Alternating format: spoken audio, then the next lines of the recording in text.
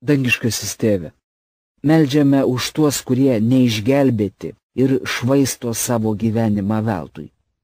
Tark jiems žodį, kad jie suprastų, jog tu turi jiems aukštesnių tikslų, didesnių siekių ir nuostabių pažadų.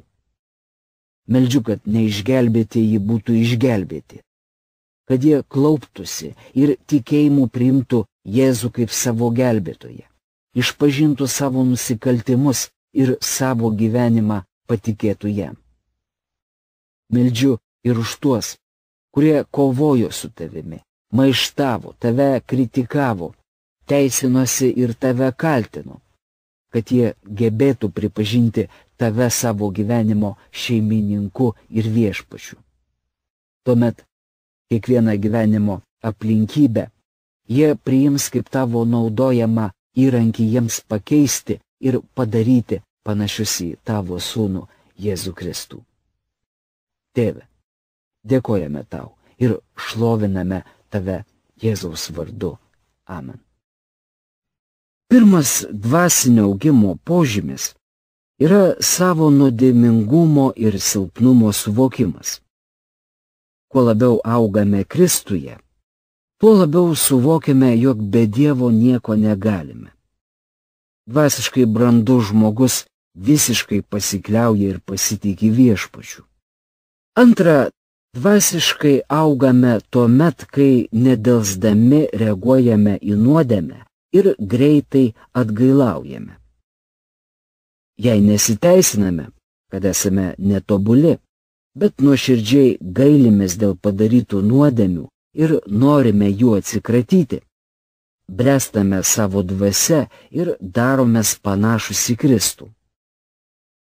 Neteigiame esą tobuli, bet sakome esą Dievo vaikai, besimokantys, beaugantys, vaikščiojantys, puolantys, atgailaujantis ir einantis pirmin. Mes visą savo širdimi turime siekti būti panašus į Dievą, būti jam klusnus, juo pasitikėti ir uoliai jam tarnauti. Trečia. Dvasia augame tuo met, kai dvasinės kovos tampa aršesnis, o džiaugsmas didesnis. Ketvirta. Prie Kristaus artėjame tuo met, kai išmėginimus ir pagundas pradedame vertinti kaip suteiktą galimybę augti, kaip laiptelį vedantį aukštyn. Jei norime sutikti šventąjį, stiprų viešpatyje ir turinti didį tikėjimą, jei norime susipažinti su tuo, kuris laimėjo gyvenimo kovas, pažvelkime į išmėgintą, išbandytą, perėjusi pagundas ir daugybę kartų atakuotą krikščionį. Kai ištveriame sunkumus ir vargus, tampame stiprus ir galingi savo dvasia. Mielas bičiuli, jei norite augti savo dvasia ir artėti prie Kristaus, tuomet visus išmėginimus ir pagundas priimkite su džiaugsmu, nesiskųskite ir vertinkite juos kaip galimybę augti. Šešta. Dvasiškai augame tuomet, kai visas savo aplinkybės vertiname kaip leistas ir valdomas Dievo. Septinta. Mūsų dvasinį augimą liudija artimesnis bendravimas su Dievu. Kuo daugiau laiko praleidžiame su viešpačiu Jėzumi Kristumi, jį garbindami ir šlovindami, vadinasi, tuo labiau išaugome dvasiškai.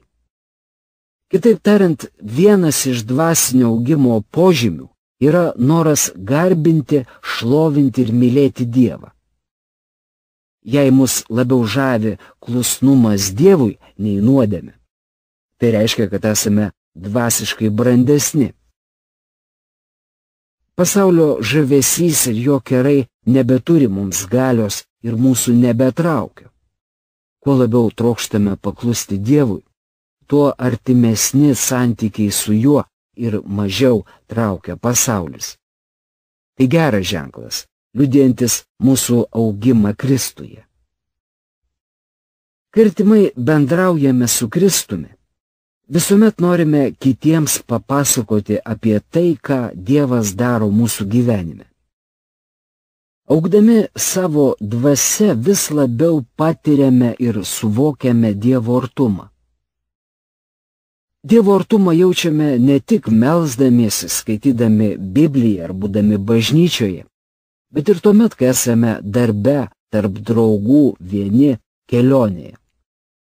Kitaip tariant, bet kur ir bet kada jaučiame Dievo apsaugą, jaučiamės stovi ant olos, kuri yra Kristus, apsupti sienų, kurios taip pat yra Kristus.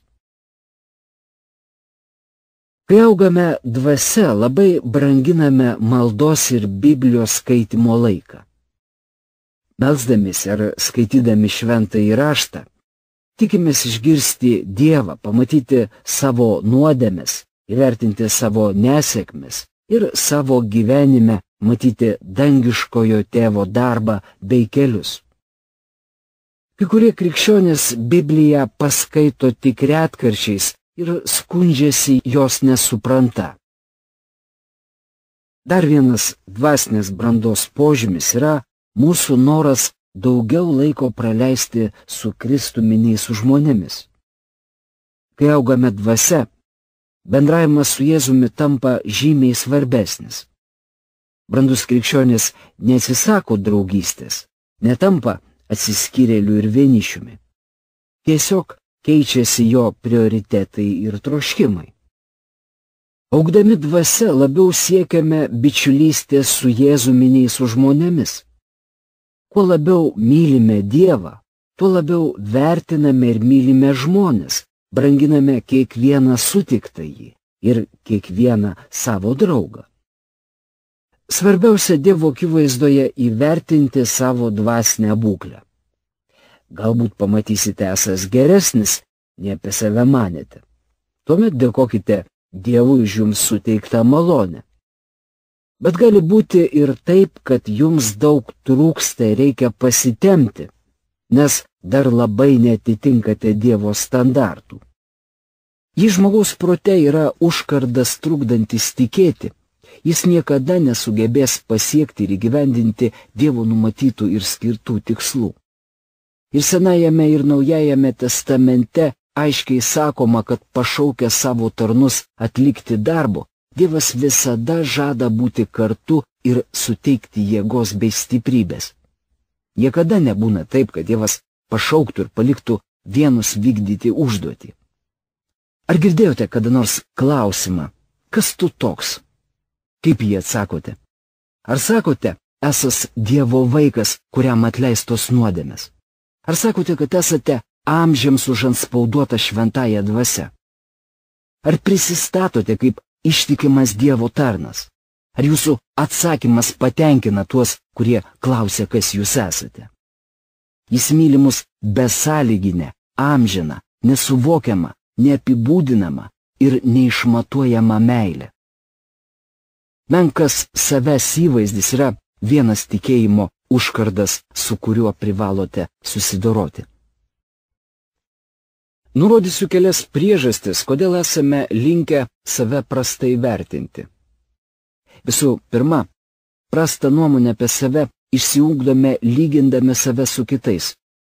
Visada bus žmonių, kurie kažką daro geriau nei mes.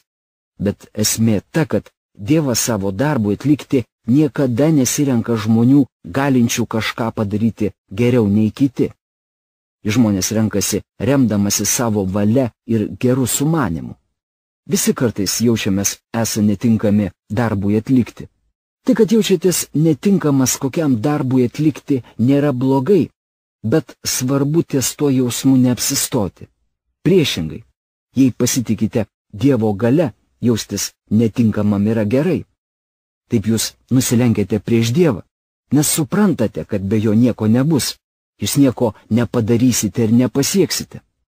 Taip, turite labiau pasitikėti Dievu, kad jo darbo nedarytumėte savo jėgomis. Kai jaučiatės esas netinkamas, pulkite visagalių Dievų į glėbį. Jis pažadėjo pripildyti jų šventosios dvasios jėga ir padėti pasiekti visko, ką jis yra numatęs. Gana tau mano malonės, nes mano galybė tampa tobula silpnume. Žinote, esant netinkamam nėra blogai. Svarbu ties tuo nesustoti ir savo netinkamumo nepanaudoti kaip pasiteisinimo prieš Dievą ir taip jam nepaklusti. Visiškai juo pasikliaukime ir paprašykime, kad jis per mus veiktų. Turime suprasti, kad be jo mums patikėtos užduoties neatliksime. Dievas nemėgsta egoizmo, puikybės ir arogancijos. Dievas žino, kieno dvasia nuolanki. Juk jis žino, kas galėtų pasakyti: Dieve, jei tu per mane neveiksi, tai nieko ir nebus. Dievas neieško galingiausių, protingiausių, gražiausių ar iškalbingiausių. Jis ieško tų, kurie nori jam pasiduoda ir sako: ko be panorėtum, su visko sutiksiu. Taigi kiekvieną kartą pašaukdamas atlikti darbą, Dievas teikia pagalbą ir savo jėgą. Pirma, klausykite, ką sako Dievas. Antra, reikia būti drąsiam ir klusniam. Paklusdami jam, niekada nepralošite. Jis sakys šokti žemyn, vadinasi, mus prilaikys ir parodys savo galią. Trečia, visas savo klusnumo Dievui pasekmes palikite jam. Ką jis žada, tą ir ištesės. Jei pasitikėsite Dievu ir jam paklusite, kiekvienoje savo gyvenimo srityje galite tikėtis jo palaimos. Visagalis ir mylintis Dievas kiekvienam turi sukūręs geriausią gyvenimo planą. Jei man tai rūpi, išsiaiškinsiu, ką jis man yra suplanavęs ir kiekviename gyvenimo posūkyje tuo vadovausiuos bei jam paklusiu. Jei man nerūpi ir nenoriu to, ką suplanavo Dievas, stengsiuosi pats susigalvoti, kas man bus geriausia. Manyčiau, kad visi suprantate, jog labai neišmintinga manyti, kad žinome geriau nei mūsų dangiškasis tėvas. Tačiau būtent taip elgiasi dauguma žmonių. Jei Dievas mūsų gyvenimui sudarė planą, vadinasi, jis mus jam parengs ir suteiks visas būtinas dovanas, kad jo sumanymas būtų įgyvendintas. Matydamas žmonės patiriančius nesėkmes, dažnai pagalvoju, dėl kokių priežasčių jie nesugeba pasiekti ir įgyvendinti to, kad Dievas jiems yra numatęs. Juk jie turi viską, ko reikia tiems tikslams pasiekti. Tėve, meldžiu, kad ši žinia sužadintų klausytojų troškimą pažinti tave, tavęs ilgesį ir norą su tavimi bendrauti. Meldžiu, kad nei vienas nesitenkintų esamą padėtimi ar nusistovėjusiais santykiais, bet trokštų augti ir geriau tave pažinti. Mylime tave, brangus Viešpatie Jėzau Kristau. Dėkojame, Tėve, kad tavo šventoji dvasia veikia mūsų gyvenime. Imkis visų priemonių ir padaryk mus panašius į Jėzų Kristų. Jėzaus vardu meldžiame.